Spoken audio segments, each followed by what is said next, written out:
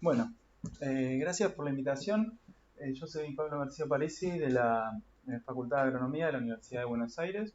En particular trabajo en el grupo Simbiosfera, donde estudiamos el efecto de la simbiosis entre plantas y microorganismos en distintos procesos que tienen que ver con el funcionamiento del ecosistema y en particular con ecosistemas templados y agroecosistemas. El título de la charla es de simbiosis aéreas y subterráneas, vínculos que potencian la sustentabilidad de los agroecosistemas. ¿De dónde venimos? Como les decía, estoy en la Universidad de Buenos Aires, que queda en el centro de Argentina. A ver si lo podemos marcar. Ahí, Buenos Aires, y estas es un poco las regiones del país, como para que tengan una idea. En Argentina la temperatura aumenta de sur a norte y las precipitaciones aumentan de oeste a oeste, por lo que tenemos en el sur, sudoeste, un desierto seco, que es la Patagonia, y en el norte tenemos un desierto cálido, como es la Puna. Luego tenemos regiones semiáridas, como el Espinal y el Monte, y tenemos regiones húmedas tanto al norte, como son las regiones tropicales y subtropicales, como el Chaco y las selvas paranaenses en Misiones, y regiones templado húmedas en el centro, que es la región de Buenos Aires, lo que se llama la región pampeana. En particular, dentro de la región pampeana, que es donde es sede la Universidad de Buenos Aires, tenemos sistemas, como les decía, templado-húmedos, caracterizados por un relieve muy llano y donde las principales actividades son ganadería y agricultura. Históricamente se ha utilizado estos sistemas por la calidad de sus pastos, que crecen naturalmente, los pastizales naturales, en ganadería, y luego se han ido reemplazando por sistemas más intensificados como pasturas sembradas, y luego ya con agricultura, con cultivos de granos, que son trigo en invierno y maíz y soja, más que nada en la zona norte de la provincia de Buenos Aires, mientras que en el sur todavía se mantienen determinados sistemas a base de pastizales y de pasturas sembradas. Y en el norte hay algo de rotación agrícola ganadera con pasturas y cultivos agrícolas.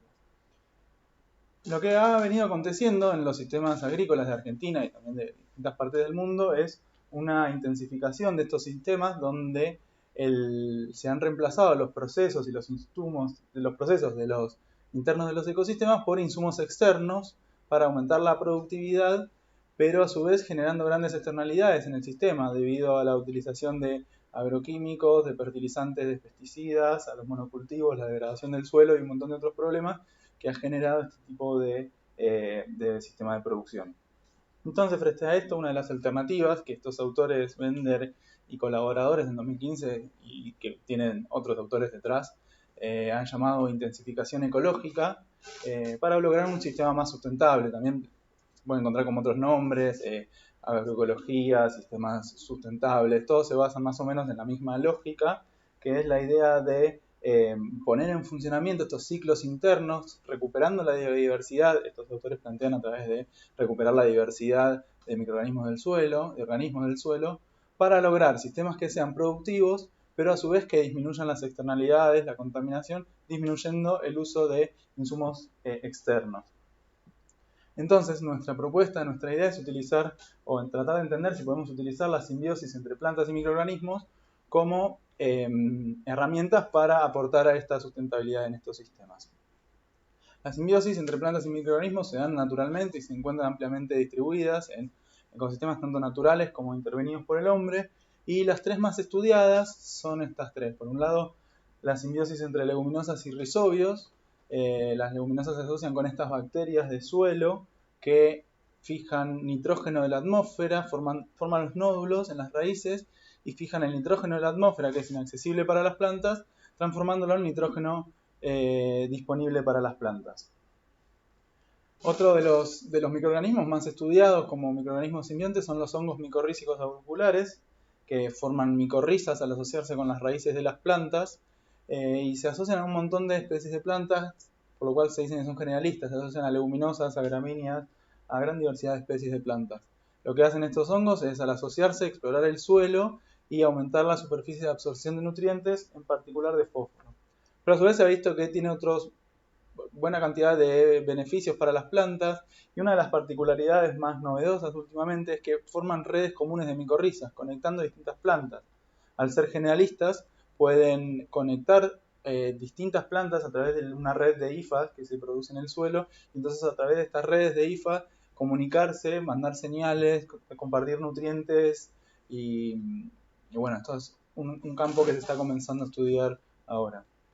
Y en tercer lugar, la tercera simbiosis con la que trabajamos en el grupo es la simbiosis que forman gramíneas C3 con hongos endófitos del género Picloe. Estos hongos son asintomáticos, crecen en los tejidos aéreos, en las hojas o en la base de las hojas de estos pastos y se transmiten a través de la semilla de la planta hospedante. No se contagia entre plantas, no queda en el tejido muerto, no sale al suelo, está restringido a vivir en las hojas de estas plantas y se transmite solo a través de las semillas.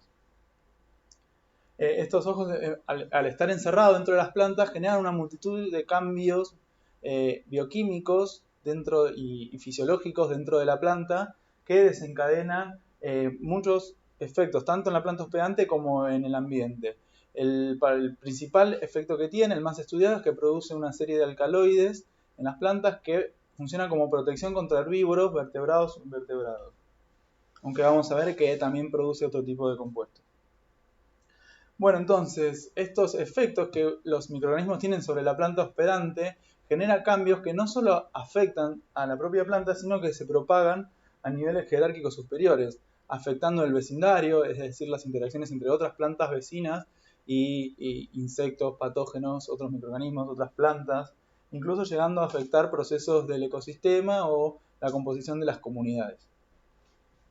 Entonces, con esta idea en la cabeza de esta propagación de los efectos de los microorganismos, nos preguntamos si estos efectos en el vecindario pueden impactar en procesos de los agroecosistemas vinculados con su sustentabilidad. Y en particular le voy a contar sobre tres agroecosistemas muy utilizados en la región pampeana de Argentina, que es, por un lado, como componente de pasturas y pastizales. En las pasturas sembradas, o en los pastizales naturales, como les decía, encontramos gran cantidad de gramíneas, entre ellas las C3, estas gramíneas templadas que se asocian a endófitos. También encontramos o sembramos leguminosas que están naturalmente o inoculadas con bacterias fijadoras de nitrógeno, y a su vez en estos sistemas encontramos una interesante diversidad de hongos micorrízicos en el suelo, por lo cual es un interesante caso de estudio para ver los efectos de esta simbiosis en agroecosistemas. El segundo caso de estudio es como maleza de cultivo, una de estas simbiosis, la de gramíneas con hongos endófitos. Una de las gramíneas es raigrasa anual, que es maleza en cultivos de invierno, en cultivos de trigo. Y entonces también nos preguntamos si puede llegar a tener algún efecto sobre el cultivo. Y un tercer caso sobre el que les voy a contar es el uso de cultivos de cobertura, que ya les voy a explicar más adelante qué son estos sistemas. Entonces, en primer lugar, componentes de pasturas y pastizales. Como les decía, tenemos pasturas que están compuestas por gramíneas y leguminosas. Algunas de ellas están asociadas a endófitos, las gramíneas, las leguminosas a rizobios, y puede haber micorrizas. Entonces hicimos una serie de experimentos manipulativos en microcosmos, donde sembrábamos gramíneas y leguminosas y manipulábamos la presencia de los distintos microorganismos. Dentro de las gramíneas podríamos tener gramíneas de raigrasa anual con alto o bajo nivel de asociación con su endófito, que lo vamos a simbolizar con este círculo rojo, mientras que las leguminosas a veces estaban inoculadas y otras veces no inoculadas con bacterias del género Rhizobium. Y en algunos de estos experimentos manipulamos la presencia de hongos micorrízicos arbusculares, ya sea a través de la inoculación con estas tres especies que son inóculos genéricos, que en la comunidad científica se utiliza mucho y se producen y se multiplican, aunque también en algunos experimentos utilizamos inóculos del campo. A través de la extracción de esporas del suelo, utilizábamos esto como inóculo. Y miramos la dinámica de los nutrientes y la incidencia de herbívoros. Con respecto a los nutrientes en particular, miramos el nitrógeno, y lo primero que pudimos ver es que, bueno, que las leguminosas al asociarse con rizobios obtienen gran parte de su nitrógeno de la atmósfera, mientras que las gramíneas obtienen gran parte de su nitrógeno del suelo, con lo cual se genera una complementariedad en el uso de este nutriente, permitiendo así la coexistencia de estas especies, al menos no compitiendo por este recurso. Y esto lo observamos también cuando teníamos cultivos puros versus mezcla de estas especies. Por ejemplo, en este gráfico de la izquierda vemos para las plantas de raigrás, la gramínea, el porcentaje de nitrógeno en hojas, cuando estaban creciendo solas o cuando crecían en mezcla con leguminosas. Y lo que vimos es que al crecer en mezclas con leguminosas aumentaba el porcentaje de nitrógeno en hojas, aun cuando seguían tomando todo su nitrógeno del suelo. Para la leguminosa pasaba algo similar. Cuando crecía solo el cultivo de leguminosa, obtenía su nitrógeno de la atmósfera, en este caso, que es lo que vemos en el eje Y, un 80% de su nitrógeno provenía de fijación biológica a través desde la atmósfera, mientras que cuando crecía en mezcla con leguminosas, este porcentaje aumentaba llegando al 95% de su nitrógeno obtenido de la atmósfera. Por lo cual se aumentaba la eficiencia en el uso de estos nutrientes. Entonces las leguminosas, cuando crecen con gramíneas, obtienen más nitrógeno de fijación que en cultivos puros, y las gramíneas en mezclas con leguminosas tienen más porcentaje de nitrógeno en sus hojas que en cultivos puros. Pero luego hicimos un experimento donde inoculábamos con micorrizas o no inoculábamos y mirábamos si podía haber transferencia de este nitrógeno desde la leguminosa hacia la gramínea, que es lo que vemos en este gráfico, la cantidad de nitrógeno que fue fijado por la leguminosa y que fue encontrado en la gramínea. Para nuestros tratamientos, cuando la planta de la gramínea tenía asociada al hongo endófito o cuando no estaba asociada, en macetas inoculadas con hongos micorrízicos o no inoculadas. Lo que pudimos ver es que la presencia o la inoculación con hongos micorrízicos arbusculares aumentó el nitrógeno transferido desde la leguminosa hacia la gramínea, alcanzando alrededor de un 10% del contenido de la gramínea cubierto por este tipo de nitrógeno transferido desde la leguminosa, en casos que estaban inoculados con hongos micorrízicos. Bueno, y luego miramos qué pasó con los herbívoros, en particular con insectos. Lo primero que observamos fue que la presencia de una gramínea asociada a su endófito podía proteger a una leguminosa vecina contra el ataque de insectos. En uno de los experimentos, nuestras plantas fueron atacadas por áfidos, y es lo que muestra este gráfico, el porcentaje de hojas infestadas por áfidos en las plantas de trébol, en la leguminosa, que estaban o inoculadas con Rhizobium o no inoculadas con Rhizobium, la I o los circulitos celestes, creciendo rodeadas por plantas de raíz asociadas a su endófito o no asociadas a su endófito, con el circulito rojo. Lo que vimos en este caso es que cuando las plantas no estaban inoculadas con Rhizobium, las plantas de trébol, eran poco atacadas por áfidos en cualquiera de las dos situaciones. Mientras que cuando estaban inoculadas con Rhizobium, probablemente al ser más atractivas debido a la cantidad de nitrógeno que tenían, eran muy atacadas por áfidos si estaban rodeadas por plantas de raíz sin endófito. Cuando las plantas de raíz tenían endófitos, este ataque disminuía y el porcentaje de hojas infestadas era similar a las situaciones donde no había sido inoculada con Rhizobium. Entonces, la presencia de endófitos protege a las leguminosas vecinas del ataque de áfidos.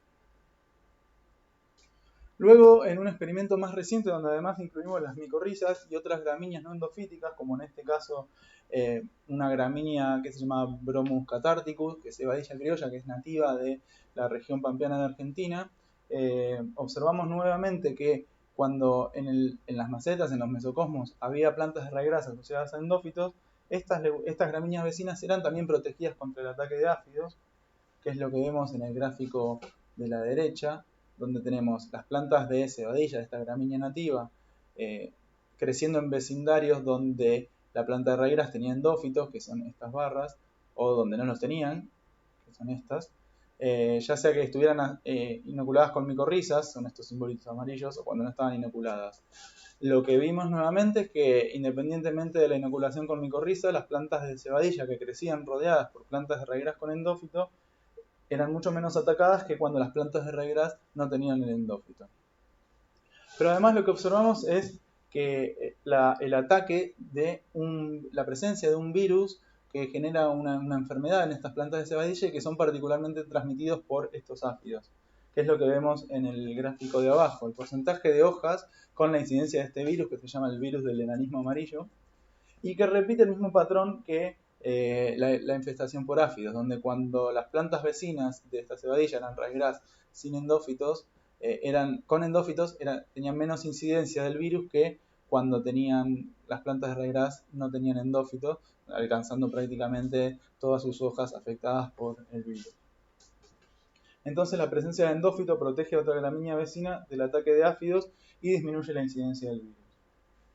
Además, en este experimento observamos que había otro tipo de daños, había áfidos sobre las propias plantas de raíz, había daños de masticadores sobre 2 leguminosas que habíamos incluido, 2 tréboles, uno blanco y uno rojo, y la incidencia de otras enfermedades sobre el trébol, y lo que hicimos fue un análisis de componentes principales donde incluimos todos estos daños, y lo que observamos lo podemos ver en este eje en este gráfico de la izquierda, donde al incluir la infestación por áfido en 2 gramíneas, el daño por masticadores en 2 leguminosas, la incidencia del virus y la incidencia de oidio en leguminosas, vemos que el eje 1, que es el horizontal, separa los tratamientos donde las plantas de raíz tenían endófito, que son estos rojos de la izquierda, versus donde no tenían endófito, que son estos verdes de la derecha. Ahora bien, ¿cuáles son los mecanismos observados en esta protección por asociación o bien en la transferencia de nutrientes? Bueno, tenemos 2 becarios del grupo, Juan Fiorenza, que está con una beca postdoctoral estudiando los volátiles que generan estas plantas con endófitos, mientras que Mercedes Lanati está actualmente haciendo su doctorado estudiando cómo las redes de micorrizas pueden transferir nutrientes o transferir señales entre plantas. Así que en todo caso se los contarán ellos cuando lo tengan. El otro sistema que les había dicho que les iba a contar era la maleza, como malezas en los cultivos. La planta esta de raíz anual que se asocia al endófito en nuestro sistema se encuentra como maleza en cultivos de trigo. El cultivo de trigo no se asocia a endófitos, pero sí esta gramínea que funciona como maleza. Entonces queríamos saber si la presencia del endófito en esta maleza afecta la incidencia de áfidos y el rendimiento en el cultivo. Hicimos un experimento de sustitución en cajones donde teníamos 5 hileras de plantas y 2 niveles de relación maleza-cultivo. Es decir, una relación maleza-cultivo baja donde de las 5 líneas, la línea central era solo maleza y las otras 4 eran cultivos, que son las celestes. Mientras que una relación alta donde teníamos 2 líneas de malezas y 3 líneas de cultivo, las 3 celestes. La línea de maleza, las parcelas las dividimos a la mitad en un diseño en parcelas divididas, donde la mitad de la línea era raigras asociada al endófito, que son estas líneas rojas, mientras que la otra mitad de la parcela era raigras que no estaba asociado al endófito, la parcela. Entonces, observamos el ataque de áfidos nuevamente en las plantas de trigo, y es lo que vemos en este gráfico de la izquierda, de la derecha, perdón. La infestación por áfidos en número por macollos para nuestras 2 relaciones de cultivo, baja o alta, relación de maleza-cultivo, cuando la maleza tenía el endófito o cuando no la tenía. Y aquí lo que observamos es que cuando la relación maleza-cultivo era baja la densidad de la maleza, era indistintamente afectada la infestación por áfidos de acuerdo a la presencia del endófito. Mientras que cuando la relación era alta, las plantas de trigo eran muy atacadas por áfidos cuando la maleza no tenía el endófito, mientras que era poco atacada por áfidos o menos atacada por áfidos cuando la maleza tenía el endófito. Entonces, nuevamente, la presencia de endófitos protege al cultivo de trigo del ataque de áfidos. Bien, y ahora el tercer sistema que les iba a contar es en un sistema con cultivos de cobertura. Normalmente en nuestra región se está utilizando mucho lo que es el cultivo de soja y de maíz, que es en los meses de primavera y verano, que para nuestro hemisferio es septiembre, octubre, noviembre, diciembre, hasta marzo. Más que nada entre octubre y marzo se siembran los cultivos de producción de soja y de maíz, y normalmente el resto del año, entre marzo y octubre, el suelo queda descubierto. Con lo cual se genera un montón de problemas. Se puede generar erosión, pérdida de agua, lavado de nutrientes, invasión de malezas, además de quedar el suelo descubierto y estar 6 meses sin aprovechar la radiación que llega a ese suelo. Entonces lo que se han empezado a implementar son sistemas con cultivos de cobertura o con cultivos de servicios también llamados, que son cultivos que se siembran en esos momentos donde no son cultivos que se van a aprovechar como cosecha, pero que proveen distintos servicios. Originalmente se llamaban cultivos de cobertura porque el principal objetivo era disminuir la erosión, entonces al quedar el suelo cubierto se disminuía la erosión, pero además se ha observado que generan otra multitud de servicios y de beneficios, por lo cual ahora se están llamando también cultivos de servicio. Y una de las especies utilizadas como cultivo de cobertura de servicio es justamente la gramínea raigrasa anual, aunque también se utilizan leguminosas para proveer nitrógeno, pero nosotros nos concentramos en este efecto de raigrasa anual para evaluar a campo si el legado que deja esta simbiosis pasto-endofito afecta el desempeño de soja y su interacción con otros microorganismos. ¿Por qué el legado? Porque si lo sembramos como cultivo de cobertura, este hongo no queda en el suelo y no queda en el tejido, simplemente muere con la planta, salvo que se genere semilla, pero sí quedan los cambios bioquímicos, químicos o físicos que generó tanto en el tejido aéreo como en el tejido subterráneo o que liberó en el suelo, y estos cambios pueden afectar, esto que llamamos legado, pueden afectar al cultivo siguiente. En este experimento hicimos un experimento a campo. Durante el otoño y el invierno sembramos parcelas de ryegrass sin endófito o con endófito, y luego secamos ese cultivo y sembramos el cultivo de soja, que podía estar inoculada con su rizobio correspondiente o no inoculado. Y miramos la incidencia de herbívoros y patógenos. Que es lo que les muestro primero en estos gráficos, es la incidencia de patógenos. Detectamos 2 patógenos que afectaron a las plantas de soja. Que en el primer patógeno que observamos fue Rhizoctonia solani en los primeros momentos del cultivo, y el segundo patógeno que observamos más hacia el final fue Septoria glycine. En estos gráficos los que vemos son los porcentajes de plantas enfermas, plantas de soja, enfermas por estos patógenos, cuando estaban inoculadas con su Bradyrhizobium, los espulitos celestes, o cuando no estaban inoculadas, y que estaban creciendo en suelos donde antes había crecido ryegrass sin endófito, que es las barras verdes, o con endófitos, las barras rojas. Lo que observamos para el caso de Rhizoctonia es que cuando las plantas de soja estaban inoculadas con Bradyrhizobium no había incidencia del patógeno, pero cuando las plantas de soja no estaban inoculadas con Bradyrhizobium, eran muy atacadas siempre y cuando estuvieran creciendo en suelos donde antes había crecido ryegrass sin endófito. Cuando los suelos provenían de parcelas de ryegrass con endófito, no detectamos presencia del patógeno o síntomas del patógeno en las plantas de soja. Con Septoria glycines, en cambio, observamos que plantas enfermas tanto inoculadas como no inoculadas con Bradyrhizobium, pero en ambas situaciones, cuando las plantas crecían en parcelas donde antes había crecido ryegrass con endófito, la incidencia de esta enfermedad era menor que cuando crecía en parcelas donde había crecido ryegrass sin endófito. Entonces, la incidencia de patógenos en soja fue menor en plantas creciendo en parcelas provenientes de cultivos de cobertura con endófito. Algo similar ocurrió con la incidencia o el daño por insectos. Detectamos daño por insectos en las plantas de soja, y es lo que les muestro en este gráfico de la derecha, el porcentaje de plantas dañadas. Y en este caso lo que observamos es que cuando las plantas estaban no inoculadas con Bradyrhizobium, el nivel de daño era similar, independiente de qué parcela provenían, mientras que cuando estaban inoculadas eran muy dañadas por insectos cuando estaban creciendo en parcelas donde antes el ryegrass no había tenido el endófito, mientras que si las parcelas provenían de ryegrass con endófito, el daño por insectos disminuía. Entonces, el daño por insecto también disminuyó en las parcelas provenientes de cultivo de cobertura con endófito, pero en estos casos son las plantas de soja inoculadas.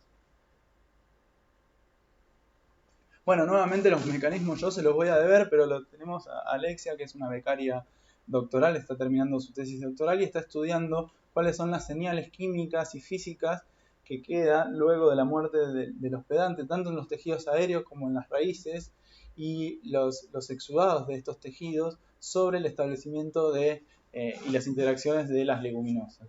Entonces ella posteriormente le podrá contar cuáles son los mecanismos que está encontrando.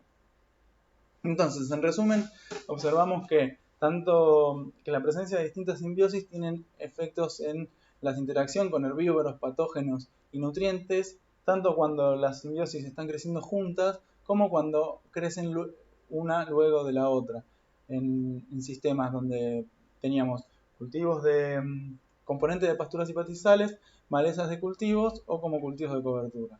Entonces, como conclusión, podemos decir que los beneficios de la simbiosis se propagan afectando procesos agroecosistémicos vinculados con la provisión de nutrientes y la protección contra antagonistas. Ahora nos quedan muchas preguntas y desafíos para continuar trabajando con esto. Por ejemplo, si son suficientes estos efectos para ser aprovechados a escala productiva, saltar de cajones y parcelas pequeñas a ir a investigar en parcelas más grandes. Pero también nos preguntamos cuáles son los riesgos de introducir organismos ajenos al sistema. Si estamos inoculando con una bacteria o introduciendo una especie que trae un simbionte, bueno, esto puede generar otros cambios que debemos tener en cuenta y preguntarnos también si no será mejor quizás aprovechar las comunidades que ya están presentes en esos sistemas, manejarlas apropiadamente para poder aprovechar los beneficios que estos propios microorganismos nos proveen. Todo con la idea de intentar aportar a estos ecosistemas sustentables que disminuyan los riesgos, los problemas ambientales. Bueno, y eso es todo. Muchas gracias. Muchas gracias nuevamente por la invitación. Aquí les dejo mi email por cualquier consulta y estamos en contacto. Muchas gracias.